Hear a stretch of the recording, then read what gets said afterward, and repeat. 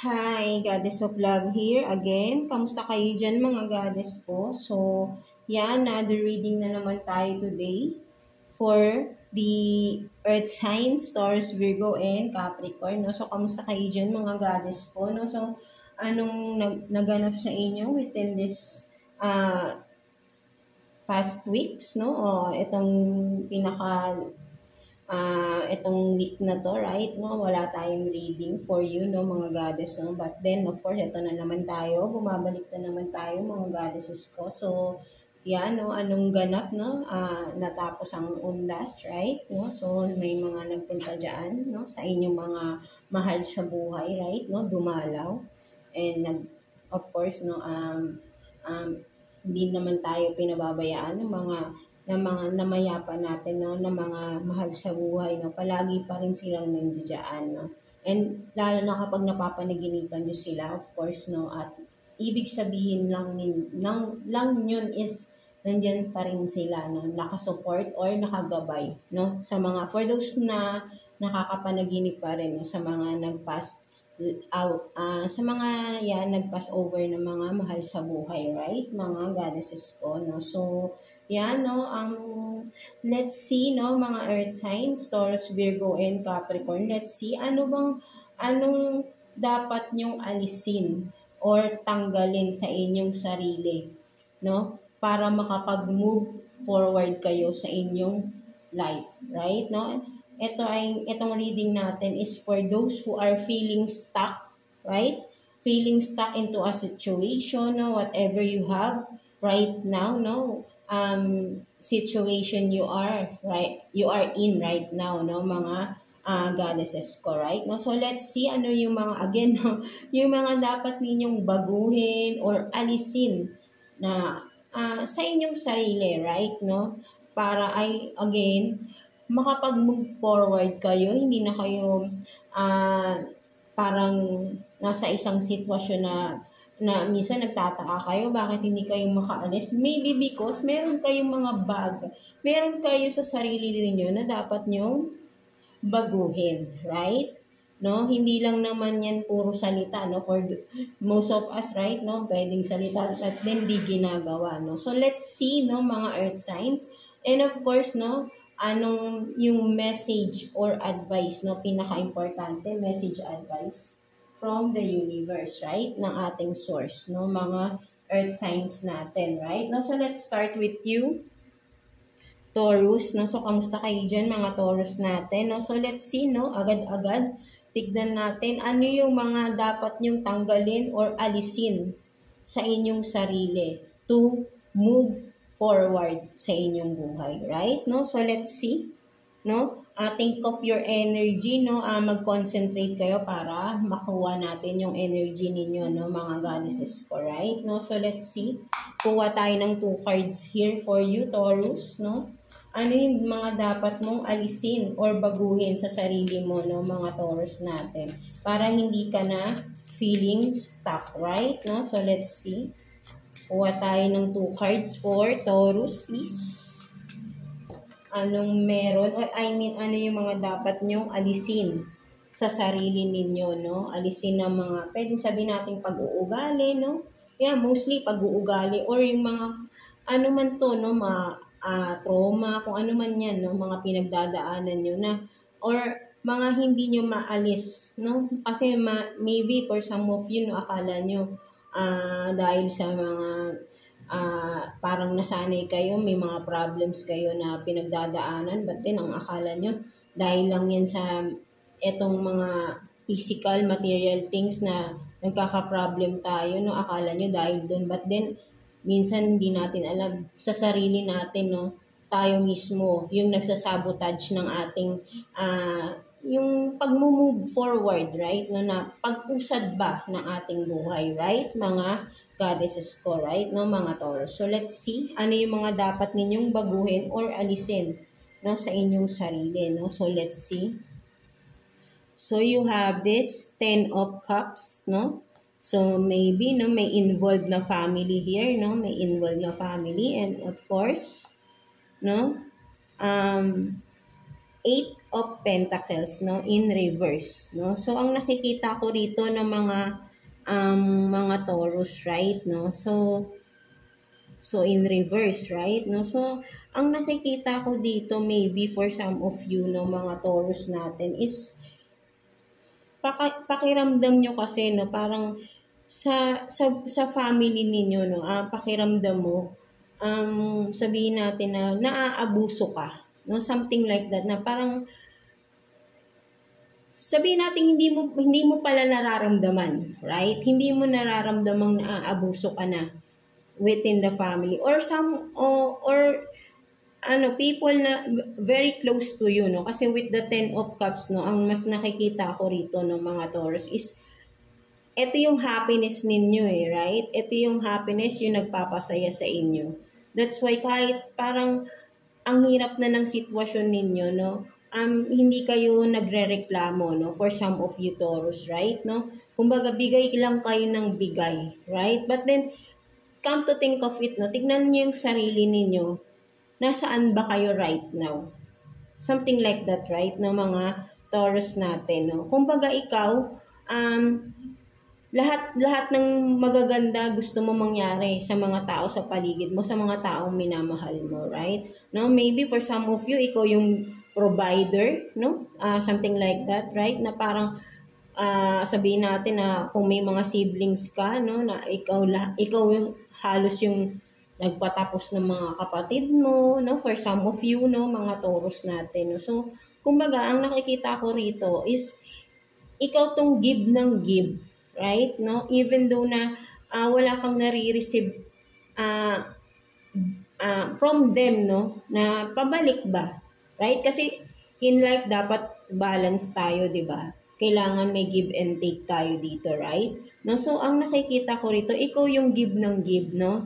With this 8 of Pentacles in reverse, sobra na yung pagtatrabaho mo. Yung pagtatrabaho mo hindi para sa sarili mo, but then para sa mga tao sa paligid mo. Ayun yung reason mo, no? For some of you, that's why yun yung dahilan mo, that's kung bakit ka nagtatrabaho ng grabe, nagsusumikap ka, because of the people around you.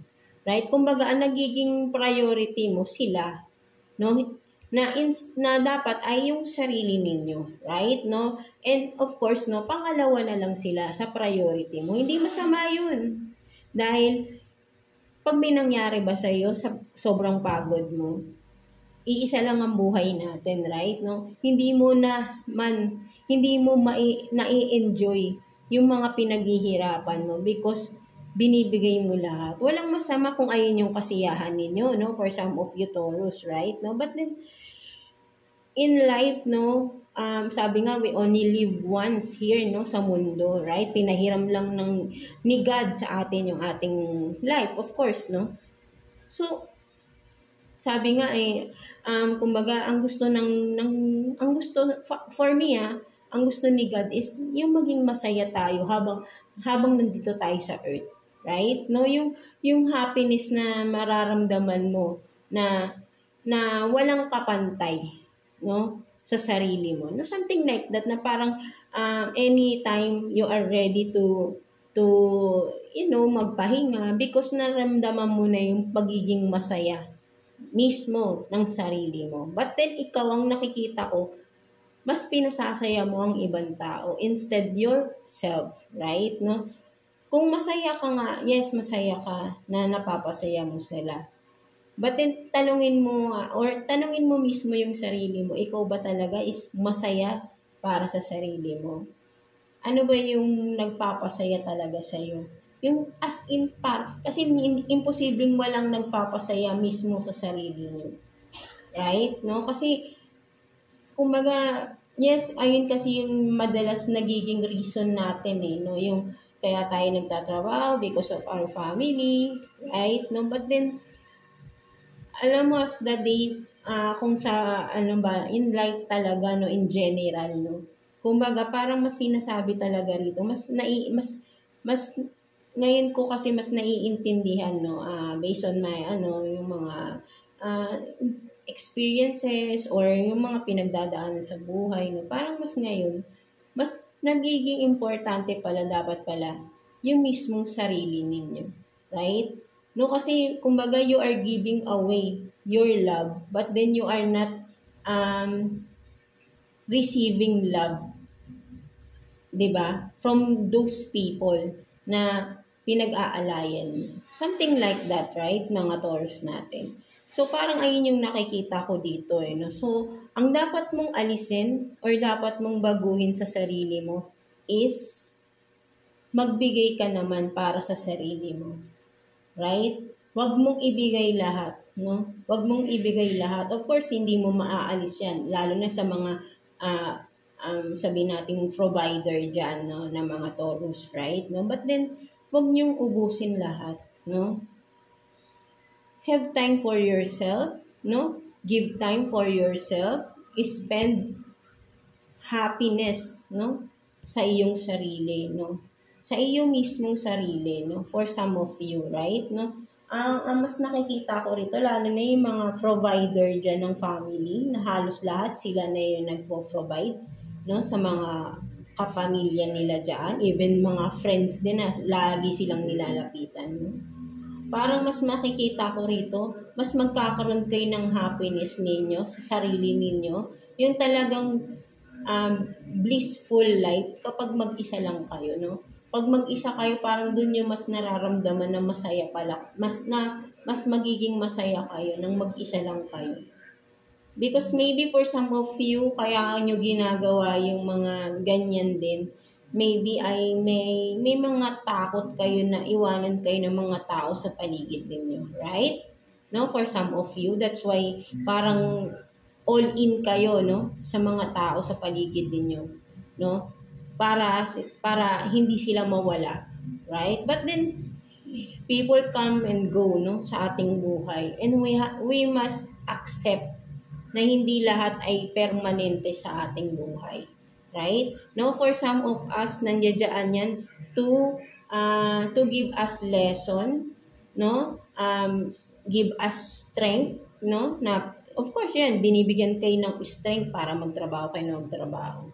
But then, kumaga kung gagamitin niyo yung motivation, lalo na para sa sarili ninyo, right? Na magtrabaho kayo, hindi lang para sa kanila.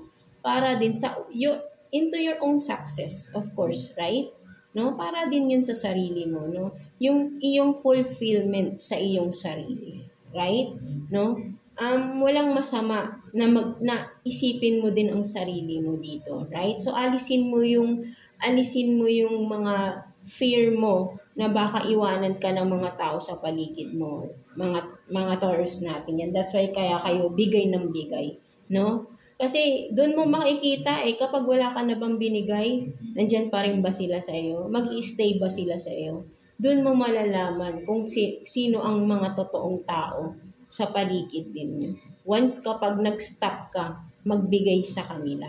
So why not try it, right? No? Mag-stop ka slowly, tignan mo hanggang saan sila nandiyan.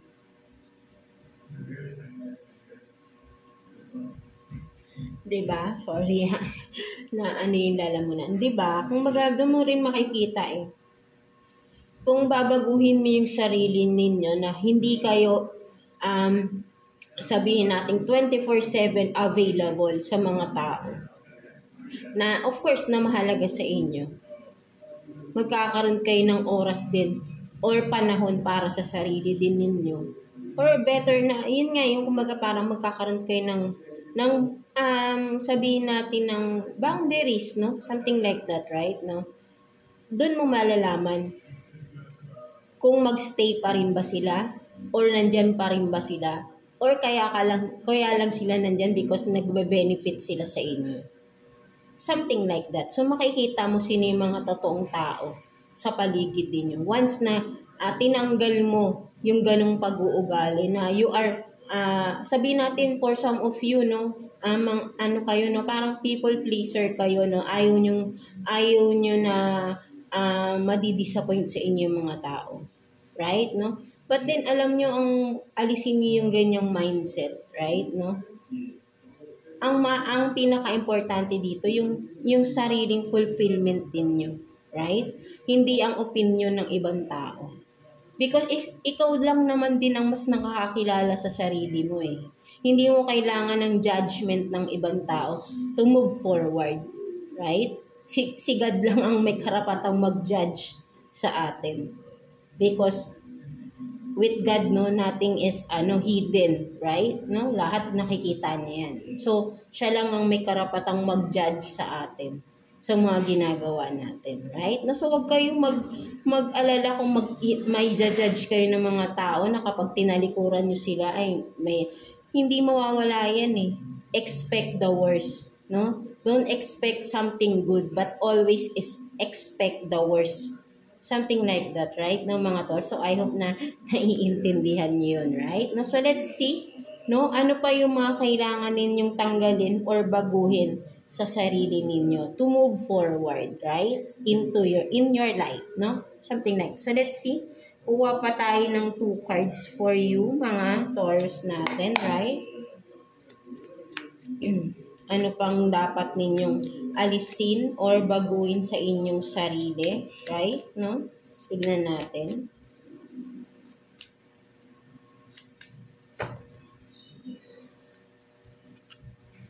So you have this, no, Queen of Pentacles in reverse and the Tower in reverse. No, so yeah, no, parang may connection pa rin doon, no. Kumbaga, for some of you naman, ang nakikita ko rito, no, takot kayong mawalan ng, sabihin natin, no, parang you are hiding behind material things, no, for some of you Taurus, right, no, parang takot kayong mawalan ng, sabihin natin, kayamanan, no, mawalan ng pera, no, parang pinaka-priority nyo is kaperahan, no, for some of you, right, no, hindi nyo na, kumbaga, with this, no, kumbaga sa Queen of Pentacles in reverse and the Tower in reverse, no, ang nakikita ko rito then for some of you Taurus is,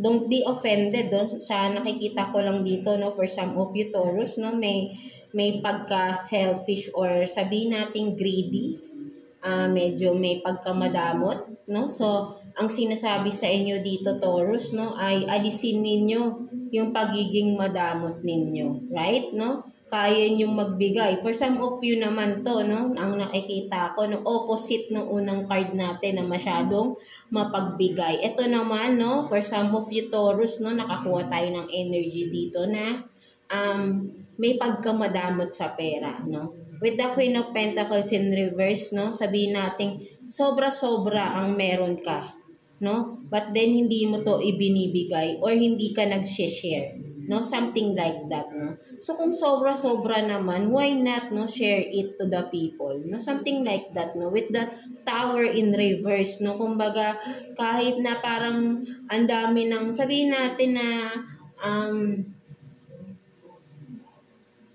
I don't know, kung maybe for some of you Taurus, no, parang, meron kayong mga tao or may mga tao sa paligid ninyo, no? Someone or people close to you, no, na talagang tinitiis ninyo, no? Something like that, no? Tinitiis nyo na kahit nakikita nyo yung hirap na, no?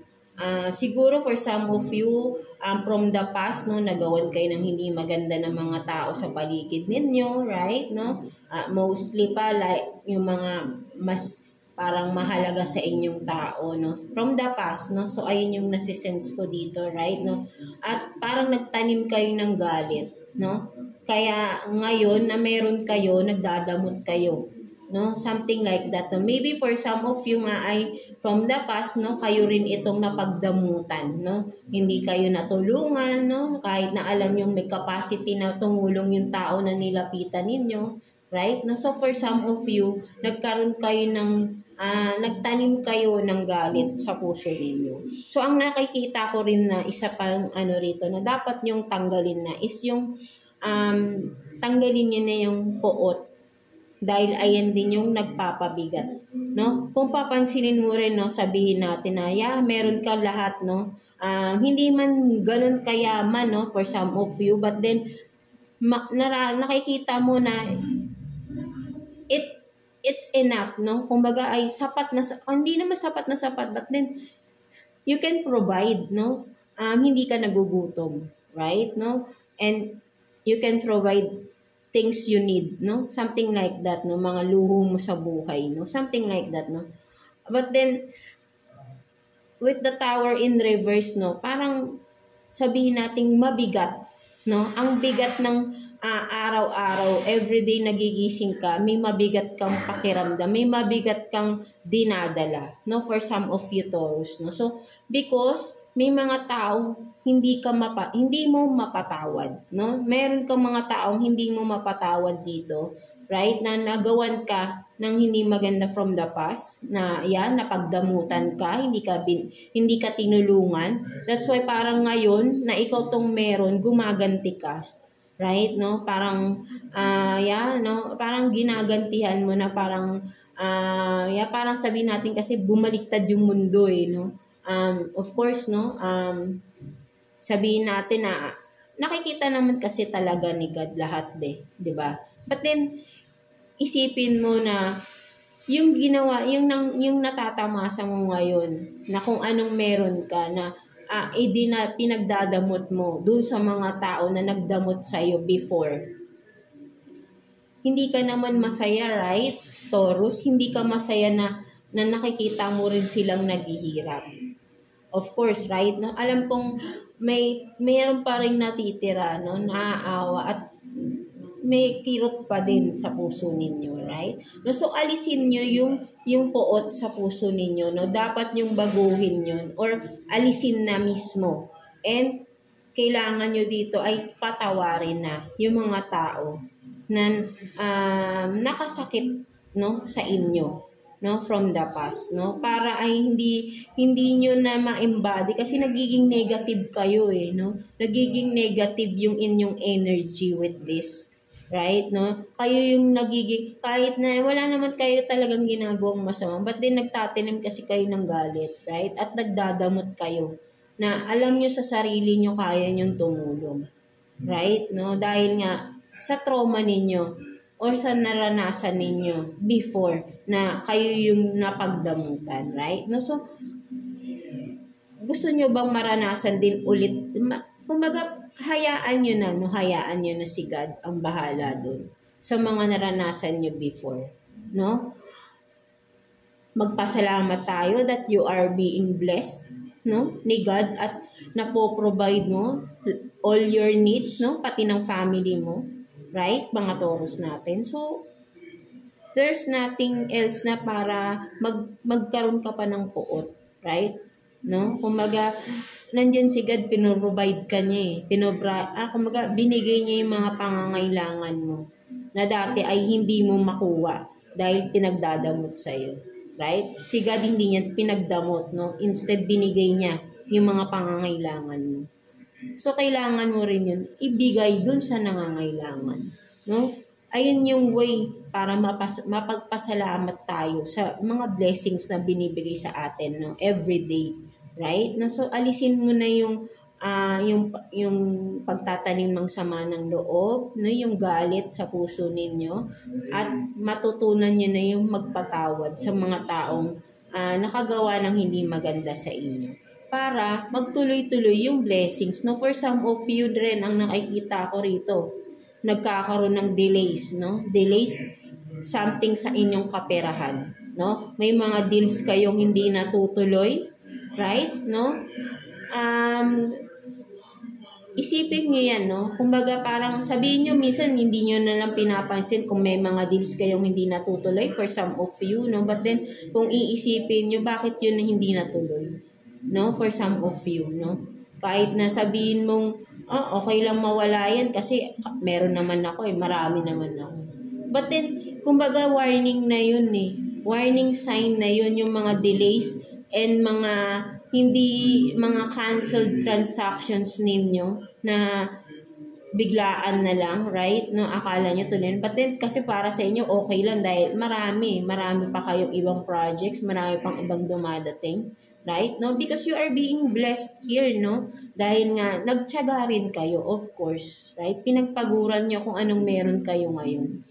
But then still, no, you are experiencing delays sa iyong finances, no? Something like that, no? So because meron kang dapat alisin. Ayun yung galit sa puso ninyo, no, mga Taurus natin. And of course, magpatawad na rin kayo, no, para gumaan na din yung araw-araw na pagising ninyo, no, something like that, no, mga Taurus. So, ayun lang naman din yung nakuha natin dito, no, mga Taurus. So, kuha pa tayong isa pang energy, no, tignan pa natin, no, for some of you, no, tignan pa natin, ano pa yung mga dapat ninyo na alisin or baguhin sa sarili ninyo, right? No, mga Taurus natin, no? So, kuha pa tayo dito ng 2 cards for you, Taurus, no? Kuha tayo 2 cards for Taurus. Let's see.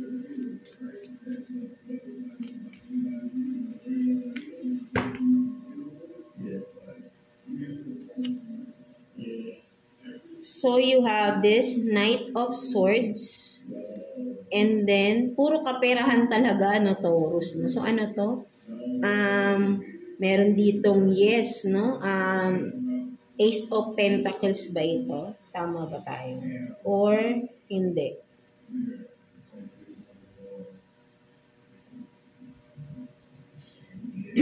Nine of Pentacles, no? Something like that, no? So, but then, kung may tinatanong kayo, for some of you, may mga katanungan kayo sa sarili ninyo, meron ditong nakalagay na yes, no? Maybe kung meron kayo in regard sa pera, no? Something like that, no? Kung may mga questions kayo regarding sa kaperahan ninyo, ang sagot nun ay yes, no? Kung ano man yan, no? Kung ano man itong mga tinatanong nyo regarding sa kaperahan, kung ano man nangyayari sa inyong finances, ang sagot ay yes. And then for some of you naman who are kumbaga parang with the Knight of Swords, no, sabihin natin ito, ano to moving forward to, no? Moving forward siya, no? Umaandar siya, no? Fast moving to, no? Sabihin natin na.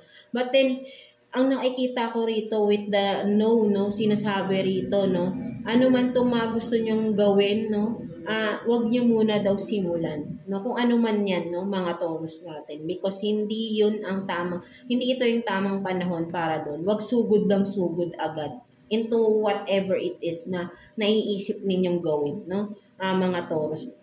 This is not the right time, no, to do that, no, something like that, no. So whatever, but then, no, ang ano natin nga rito is ano pa yung mga ayun nga, no, mga dapat ninyong baguhin sa sarili ninyo, alisin.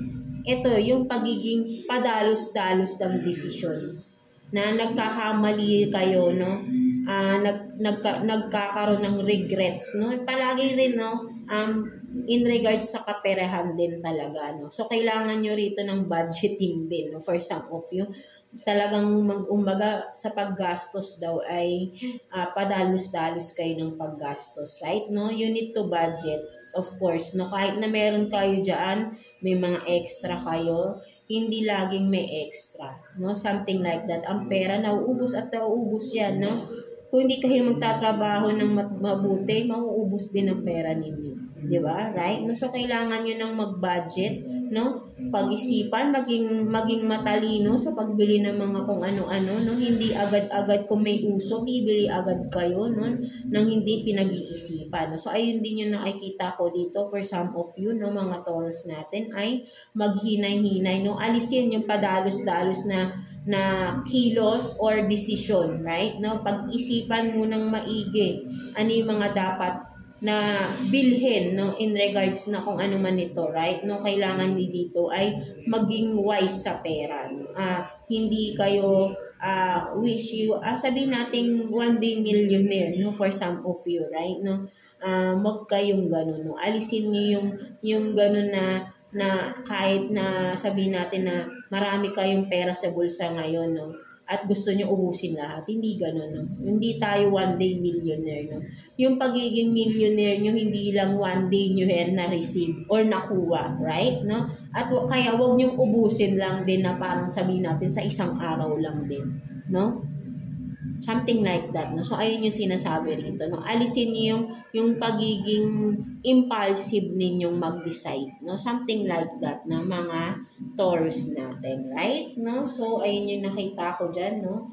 Palaging may kinalaman, no? Because earth sign, no? May kinalaman lagi sa kaperahan, no? Something like that, no? So, tignan naman natin, no? Kuha muna tayo. Of course, no? Tignan natin. Kamusta naman ang inyong mga relationship, no? Kung sino man to, person on your mind, no? Let's see. Kuha tayo ng 2 cards here for you, Taurus, no? Person on your mind. Tignan natin. Anong meron for Taurus? Person on your mind.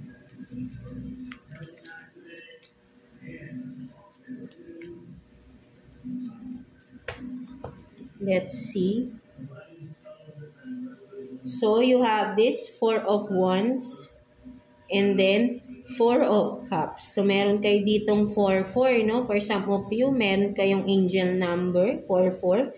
So, may message sa inyo ang inyong mga guides, no? So, check nyo na lang yan, no? Kung saan kayo mas nakaka-resonate in regards sa relationship, no? Related to, of course, no? So, meron dito, no? For some of you, right, no? Nagkakaroon ng tampuhan, no? Sa inyong partner, no? Something like that na, kumbaga ay sabihin natin before, no? Parang nagbago no? May pagbabagong nangyari, no? Before ay parang sabihin natin sweet, no? But then parang ngayon may something, no? Biglang may nagbago, no? Something like that, no? Kaya parang nalulungkot, no? For some of you, no? And again, vice versa tayo rito kapag sa relationship, pwedeng energy ng kadil ninyo, no? Or the other way around, no? Something like that, no? Always, tayo, open-minded, no? Something like that, no? So, yeah, meron dito, no? Parang nawawala na yung sweetness, no? For some of you, no? Ayun yung nakikita ko rito. Kumbaga, parang dati, no? Konting tampuhan lang, no? Ay, sabihin natin na sinusuyo ka na, no? But then, ngayon, no? As of kumbaga parang tumagal na kayo, no, nawawala na yung gano'n, no, na momentum ninyo, no, something like that, no. So, kumbaga parang yung isa ay seeking, no, for that na sweetness before, no, na nararanasan niya, no. And the other one is maybe alam nyo kasi kapag tumatagal, no, nag-iiba din kasi yung, syempre lalo na kapag yung environment, lalo na sa mga may pamilya na, may kids na, no, mas nagiging busy na kayo sa kanya-kanya yung mga goal na para ma-provide yung pangangailangan ng family, right? No, yung feeling sa isa't isa na naiisang tabi na, no? Something like that. Maybe for some of you, ang kailangan nyo lang ay magkaroon ng time para sa isa't isa at ulit, no? Gawin nyo ulit yung ibalik niyo yung mga dati na kahit nasabihin nyo may mga anak na kayo, for some of you, right, no? Ay nawala na yung togetherness pa, no? Something like that, no? So maybe kung ikaw man to na nanonood, no, gawin mo ay Taurus, ay yayain mong lumabas ang iyong partner, no? Magkaroon ulit kayo ng time together, no? Na kayong dalawa lang, no? Kahit once a week lang, o kahit sabihin natin once a month, no? Magkaroon kayo ng schedule for the two of you, right? No? Parang magde-date ulit kayo, no? Para bumalik yung spark, no? Magkaroon ulit ng something sweetness, bumalik, no? Something like that, no? Kasi ang nakikita ko rito, nagtatampo yung isa, no? Nasasaktan din naman yung partner, no? But then, kumbaga parang naiisang tabi na lang because of the busy days, no? Of course, no? Something like that, no? Wala naman ako nakikitang mali, no? Or may mga ginagawang hindi maganda, no? So, parang meron lang nagiging tampuhan, maybe nga ay nawawalan ng time para sa isa't isa because of course, no, sa mga araw-araw na ginagawa, no, something like that. No? So, kailangan nyo lang ulit ay magkaroon ng, manage your time together. No? magkaroon kayo ng bonding again, no? Something like that ng mga Taurus natin, right? No? So, kuha pa tayo ng isa pang energy pagdating sa person on your mind, no? Mga Taurus natin, no? So, let's see. Kuha din tayo dito ng 2 cards for you, Taurus. Let's see. Person on your mind, no? Mga Taurus, anong sitwasyon ninyo? Dinagdagan na lang natin. So, dapat talaga ay ang reading lang is for yourself lang, no? Na kung ano yung mga dapat. So, dinagdagan ko na lang ng person on your mind. So, meron kayo ditong crush, no? Sad, broken feeling alone, no? Meron ditong heartbroken, no? Something like that. And then, escapade, no? Vacation, hideaway. Excuse. No, so, yeah, no? Parang ang nakikita ko rito, no? For some of you, no? May malungkot dito. For some of you, broken-hearted, no? Ang nakikita ko, no? Maybe ay broken-hearted literally dahil your partner has passed away, no? Something like that, no? So, ayun yung nakikita ko rito, right, no? May ganun akong nasisense dito for some of you, no? Maybe recently nagkaroon ng aksidente, no? For some of you, sa inyong partner, no? Kayo ay heartbroken right now, no? Kailangan nyo dito ng pahinga, no? For some of you, escapade, no? Maybe kailangan nyo ng magbakasyon, no? Para, kasi kung nandyan kayo kung saan yung parang naaalala niyo yung partner ninyo, no? Hindi mabilis, o hindi naman natin sinasabing bilisan niyo yung recovery ninyo, right, no? Forever niyo yung dala-dala, no?